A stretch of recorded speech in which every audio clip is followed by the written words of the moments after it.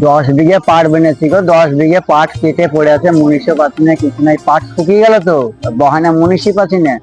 তো দেখি এই চায়ের দোকানে বলে পাওয়া যায় মুনিশ, বসে থাকে বলে, দেখি গিয়ে দেখি। যাই চায়ের দোকানে যে লেবার পাওয়া যাবে দেখি গিয়ে।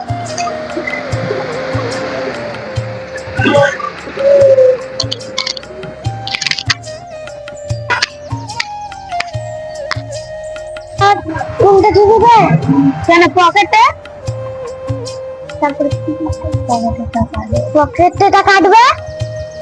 হ্যাঁ ঠিক আছে, লে বিরিয়ানির অর্ডার থাকলে 500 টাকা জালি আনি অর্ডার। রনিত, হ্যাঁ জিয়ারুল দাদা এসছে, 10টা মুনিশ লাগবে তাই বলছে। তুই জবাব দিস না, আমি আসছি। ঠিক আছে, আয় তেল পাম্পের চার দোকানের কাছে। কোথায় আছিস? তেল পাম্পের চার দোকানের কাছে আছি, আয়। ঠিক আছে, আসছি। ঠিক আছে, রাখছি। ঠিক আছে।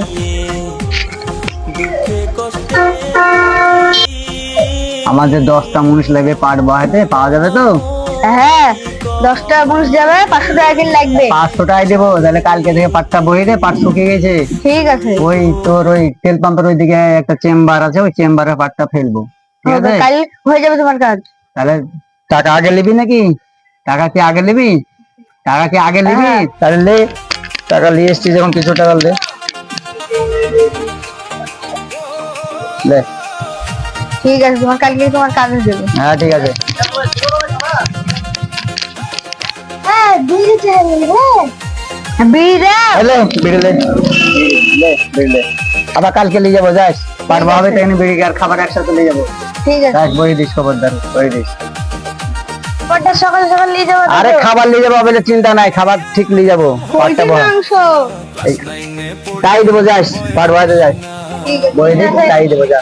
আমি গরিবের মাইয়া, স্বপ্ন দেখি আকাশ ছুঁইয়া, দুঃখ যতই আসুক জীবনে হার মানবো না, হার মানবো না। ভাঙা ঘরের চালের নিচে কাটে আমার দিন, হাসি মুখে লুকাই রাখি বুকের যত ঋণ।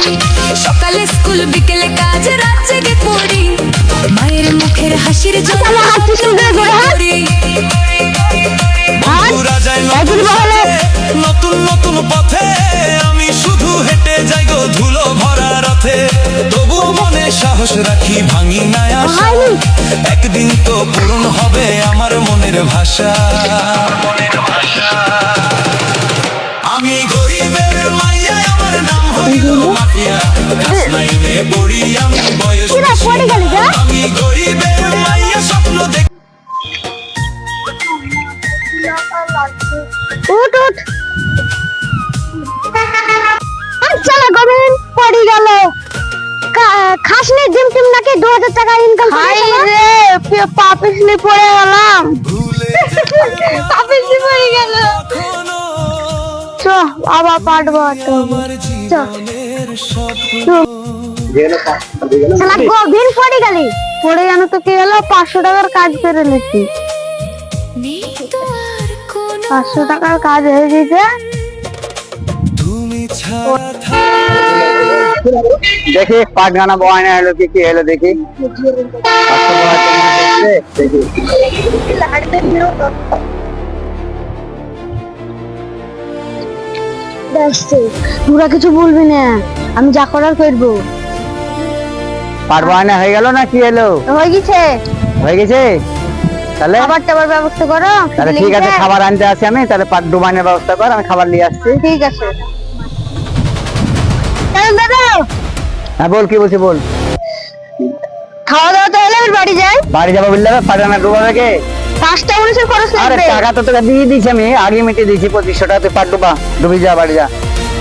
বল 2500 লাগবে আরো। 2500 দিয়েছি আমি, আরো লাগবে। আরে পাট ডোবা টাকা দেবো, ডোবা পাট ডুবে দিয়ে যা।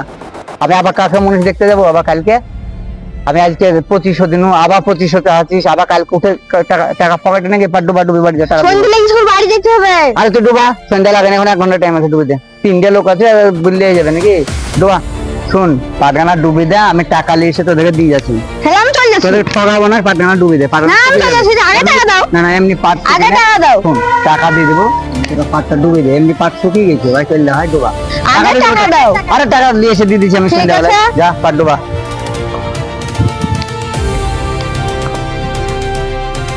একজন দুই লাখ